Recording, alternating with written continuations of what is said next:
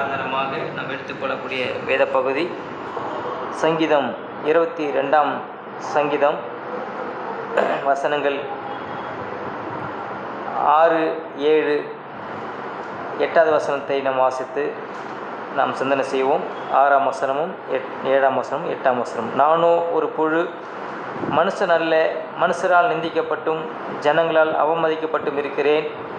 என்னை பார்க்கிறவர்கள் எல்லாரும் என்னை பரியாசம் பண்ணி உதட்டை பிதுக்கி தலையை துலுக்கி, கர்த்தர் மேல் நம்பிக்கையாயிருந்தானே, அவர் இவனை விடுவிக்கட்டும், இவன் மேல் பிரியமாயிருக்கிறாரே, இப்பொழுது இவனை மீட்டு விடட்டும் என்கிறார்கள் என்பதே. வாசிக்க கேட்ட இந்த பகுதி ஆண்டவர் இயேசு கிறிஸ்துவனுடைய சிலுவை பாடு மரணத்தை அப்பட்டமாக படம் பிடித்து காட்டக்கூடிய ஒரு பகுதியாக இருக்கிறதுனாலே நாம் ஒரு சில வாரங்களாக நாம் தியானித்து கொண்டு வருகிறோம். இந்த 6வது வசனத்தை நாம் வாசிக்கும்போது நானோ ஒரு புழு என்று சொல்லி அந்த வசனத்திலே சங்கீதக்காரனாகிய தாவீது தன்னுடைய உபத்திரங்களையும் தன்னுடைய பாடுகளையும் இந்த புழுக்கு ஒப்பிட்டு சொல்லுகிறான். இப்போ புழு என்று சொல்லும்போது பிறருடைய பார்வையிலே அற்பமாக எண்ணப்படுகிற ஒரு படைப்பு. அது மட்டுமல்ல, அது காலின் கீழே நசுக்கப்படக்கூடிய ஒரு படைப்பு. அப்படி அவமதிக்கப்படுகிற, அப்படி புறக்கணிக்கப்படுகிற, அவ்வளோ உதாசீனப்படுத்தப்படுகிற ஒரு படைப்பை கொண்டு இந்த இடத்துல சங்கீதக்காரனாய் தாவீது தன்னை புழு என்று சொல்லி அவன் சொல்லுகிறான். அது எவ்வளோ ஒரு அற்பமான ஒரு ஜீவச்சந்தாக இருக்கிறது, ஒரு அற்பமான ஒரு ஜீவச்சந்து. அந்த புழு என்று சொல்லும்போது அது எவ்வளோ அற்பமாக பார்க்கப்பட முடியுமோ மனிதரால் அவ்வளோ அற்பமாக பார்க்கக்கூடிய ஒரு வஸ்து. அப்போ அதற்கு ஒப்பிட்டு அங்கு சொல்லுகிறான். பின் வரக்கூடிய வார்த்தைகளை அவன் சொல்லும்போது, நான் மனுஷன் அல்ல, மனுஷரால் நிந்திக்கப்பட்டும் ஜனங்களால் அவமதிக்கப்பட்டும் இருக்கிறேன் என்று சொல்லி அங்கே சொல்லுகிறான். அப்போது ஆவியானவர் தாவீதை கொண்டு, தாவீதுக்கு இப்படி உபத்திரவத்தின் ஊடாக அவனை கடத்தி சென்று அவனுடைய வாழ்வின் மூலமாக இயேசுனுடைய சிலுவை மரணத்துக்கு நேராக இந்த வசனத்தை உறுதிப்பட செய்கிறார். தீர்க்கதரிசனமான இந்த வார்த்தை இது யாருக்கு பொருந்துகிறது? தாவீதுக்கு பொருந்துகிறதோ இல்லையோ, ஆண்டவர் இயேசு கிறிஸ்துவானவருக்கு இது பொருந்துகிறது.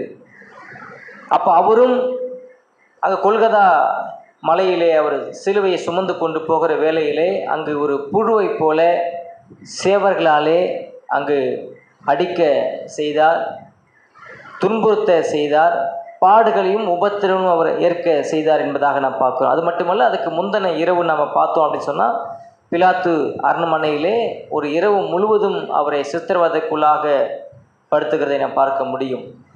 அவரை வாரினால் அடிப்புகிறதும், ஒரு இரவு முழுதும் அவர் தூக்கம் இல்லாமல் அவரை துன்புறுத்துகிறதும் உபத்திரப்படுத்துகிறதும், கேள்வி மேல் கேள்வி கேட்டு பொய் குற்றச்சாட்டுகளை அவர் மீது சுமத்தி சிலுவைக்கு மட்டுமே தகுதியானவர் என்பதை அவரை நிறுத்தி கடைசியில் கொல்கதா மலையிலே வந்து அவரை நிறுத்துகிறார்கள். கிட்டத்தட்ட அவர் கைது செய்யப்பட்ட நேரத்திலிருந்து அவர் சிலுவையிலே அடிக்கப்படுகிற நேரம் வரைக்குமாக நாம் பார்க்கும்போது ஒரு புழுவை போல அவர் காணப்பட்டார். மனிதரால் அவமதிக்கப்பட்டார், மனிதரால் நிந்திக்கப்பட்டார், மனிதரால் புறக்கணிக்கப்பட்டார், ஏளனம் பண்ணப்பட்டார், பரியாசம் பண்ணப்பட்டார். அப்போ இந்த இடத்துல நானோ ஒரு புழு, மனுஷன் அல்ல, மனுஷரால் நிந்திக்கப்பட்டும் ஜனங்களால் அவமதிக்கப்பட்டும் இருக்கிறேன் என்ற வார்த்தை ஆண்டவராகிய இயேசு கிறிஸ்துவுக்கு அது எவ்வளோ அருமையாக அது பொருந்தக்கூடிய தீர்க்கதரிசனமான வசனமாக இருக்குதுன்னு சொல்லி நான் புரிந்து கொள்ள வேண்டும்.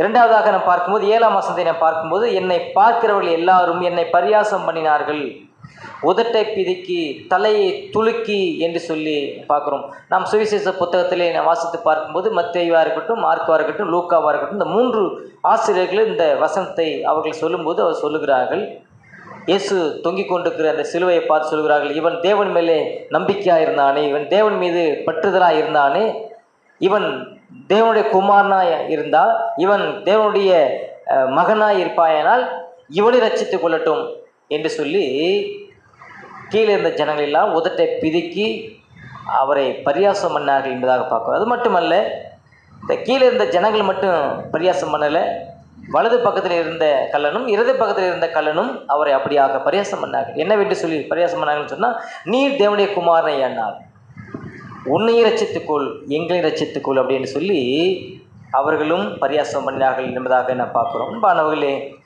6ஆம் வசனமும் 7ஆம் வசனமும் அவருடைய பாடுகளுடைய உச்சக்கட்டத்தை விவரிக்கிறது. அவருடைய பாடுகளுடைய உச்சக்கட்ட பாடுகளை விவரிக்கிறது என்று சொல்லி நாம் பார்க்கும். 8ஆம் வசனத்தை நாம் பார்க்கும்போது, கர்த்தர் மேல் நம்பிக்கையாக இருந்தானே, அவர் இவனை விடுவிக்கட்டும், இவன் மேல் பிரியமாயிருக்கிறாரே, இப்பொழுது இவனை மீட்டு விடட்டும் என்கிறார்கள். எவ்வளோ பெரிய ஒரு பரியாசத்துக்கும், எவ்வளோ பெரிய நிந்தைக்கும், எவ்வளோ பெரிய ஒரு ஏளனத்துக்கும் ஆளாக்கப்படுகிறார் கிறிஸ்துவானவர். இதெல்லாம் யாருக்காக என்று சொல்லி சொன்னால், தம்முடைய திருச்சபைக்காக, தம்மால் தெரிந்து கொள்ளப்பட்ட ஜனங்களுடைய மீட்புக்காக இவ்வளோ பாடுகளையும், இவ்வளோ ஏளனத்தையும், இவ்வளோ பரியாசத்தையும், இவ்வளோ உபத்திரங்களையும் எனக்காக, உங்களுக்காக, அவருடைய திருச்சபைக்காக கர்த்தராகிய இயேசு கிறிஸ்து சிலுவையிலே சந்தித்தார் என்பதை நாம் பார்க்கிறோம்.